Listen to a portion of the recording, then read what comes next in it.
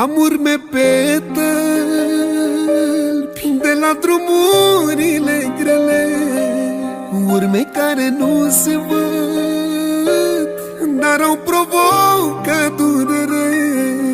Nu poți arăta tot lumii, tocmai de-asta tac și îndur.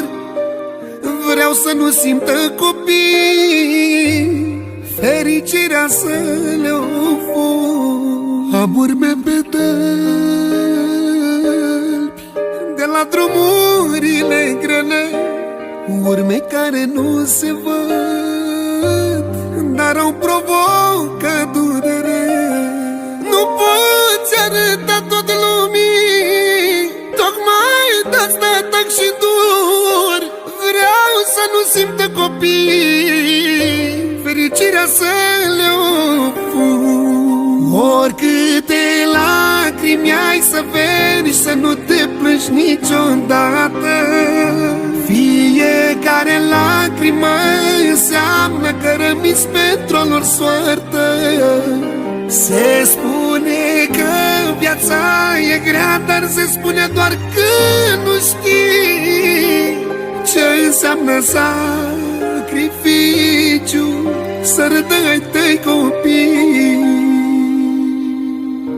Veți crește mari sub ochii mei, sau poate voi fi departe, dar tati nu vă lasă, indiferent de greutate. N-am să vă dezamăgesc și atunci când mă strigați, vreau să fiu cu voi acolo, să vă aduc tot ce meritați. Veți crește mari sub ochii mei, sau poate voi fi departe, dar tati nu vă lasă, indiferent de greutate.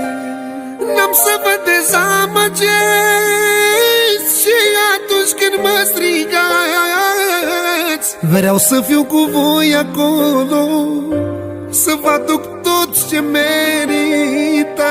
Oricâte lacrimi ai să veri, să nu te plângi niciodată. Fiecare lacrimă înseamnă că rămiți pentru a lor soartă.